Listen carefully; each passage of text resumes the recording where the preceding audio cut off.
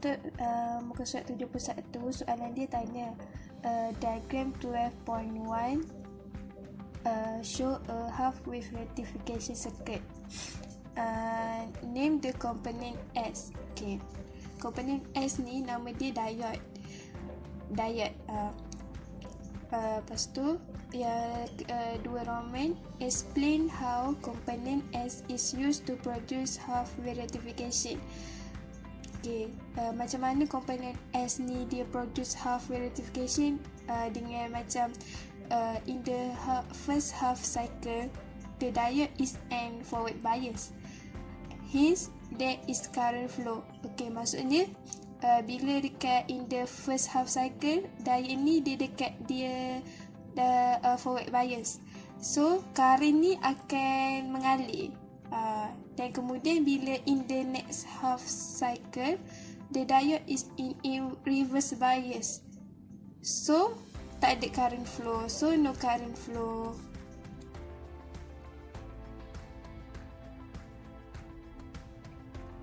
Okey, seterusnya muka surat 72 tu pula diagram 12.2 show a transistor circuit that can switch on the bulb P automatically. Okay, first Roman, determine the potential difference across point S and point Z. Point X dengan Z, dia nak tanya potential difference dia. Jadinya potential difference dia dekat sini adalah 6 volt, sebab dia mesti sama dengan ni. Okey, soalan yang kedua pula, dia tanya calculate the total resistance between point X and point Z. Jadinya kita kalau ditanya total resistance ni, kita tambah je. Tengok contoh dia, kalau resistance dekat X ni dia bagi 20 k ohm. Lepas tu dekat point Z ni dia bagi 10 k ohm. Jadinya kita tambah je dua-dua ni sebab dia tanya total. Sebab kalau total kita kena tambah. Jadinya 20 k ohm tambah 10 k ohm dapatlah 30 k ohm. Tu jawapan dia. Yang ketiga, dia tanya calculate the current flow through X dengan Z. Okey, kalau dia tanya current flow through XZ, kita kena guna formula V equal to IR. Okey, V dia kan dah bagi. V tu dia dah bagi dekat soalan atau perajah tu dia tulis 6. So kita tulis je kat situ 6 equal I current dalam kurungan 30 k ohm. Selepas yang kita tambah antara dua-dua resisten antara point X dengan point Z tu. Okey, jadinya kita pindahkan dia. Jadilah I equal to 2 times 10 kuasa negatif 4. Okay, soalan keempat tanya calculate the potential difference across Y dengan Z. Jadinya kita buat je Vy2 per V equal to Ry2 per R1 plus R2. Jadinya Vy2 per 6 equal to 10k per 30k. Jadinya Vy2 equal to 2V.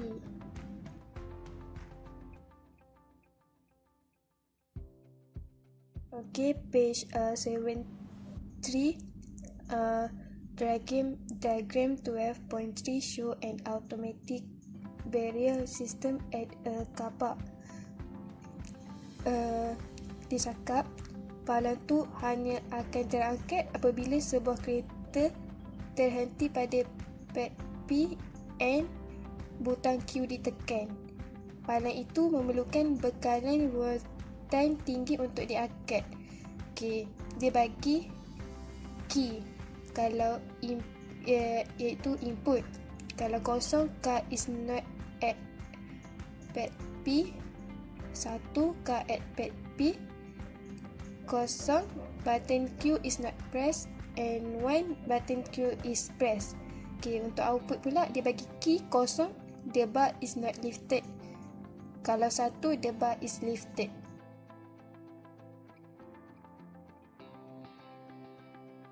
Okay, lepas tu page 74 ni dia ada bagi juga diagram 12.4 shows for design of an automatic barrier system J, K, L and M. Dia bagi automatic barrier system J ni diguna combination logic gates W, manakala K diguna combination logic gate X. Lepas tu dia ada relay switch. Kalau automatic barrier system L, dia ada combination logic gates Y dengan ada juga relay switch. Lepas tu dia bagi automatic barrier system M, ada combination logic gate Z je, tak ada relay switch.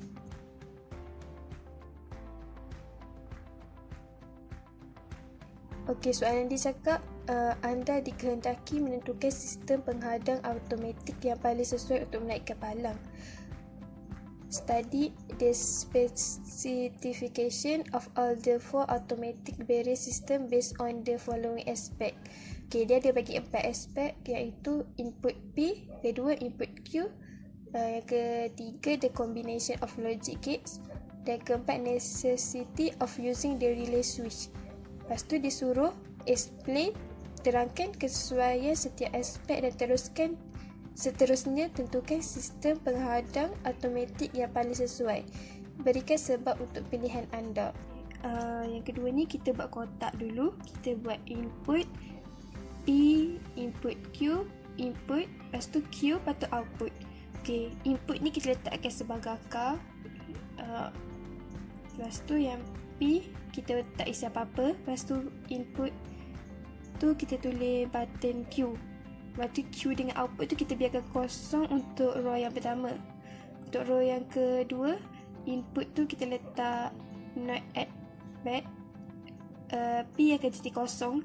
Sebab dia dah cakap tadi kalau bukan dekat pad tu dia akan jadi kosong. Lepas tu input not press. Dekat button Q tu kita tak tekan pun, so akan jadi kosong sebab tak tekan kan. So output dia akan jadi kosong. Okay, lepas tu kalau input dekat add pad, kalau tu ada dekat pad tu dia akan jadi 1. Tapi bila button Q tak ditekan dia akan jadi kosong, so output tu akan jadi kosong sebab barrier tu tak boleh angkat. So dia kalau input R dekat input R pula. Kalau input P dia not at pad, so jadi kosong. Kalau press dia jadi 1, tapi output tetap kosong sebab dia dah cakap tadi barrier tu akan angkat kalau kereta tu dia ada dekat pad dengan butang tu ditekan. Lepas tu kalau input P tu dekat input P, car tu dekat add pad, dia akan jadi 1. Lepas tu input tu ditekan, dia akan jadi 1. So output 1. Jadinya barrier tu boleh diangkat. Seterusnya combination of logic gates ni kita pilih combination logic gates Y. Sebab the barrier is lifted when car at P and button Q is pressed. Okay. Lepas tu kita guna use relay. Sebab bila kita guna relay, dia akan switch on secondary circuit on the secondary circuit that use high voltage. Sebab tadi dia cakap kita guna high voltage sebab dia dah beritahu dekat soalan yang dia memerlukan voltage yang tinggi. So jadi kita memilih automatic barrier system L sebab dia ada combination logic gates Y and also have relay sebab dia contain AND gates and relay.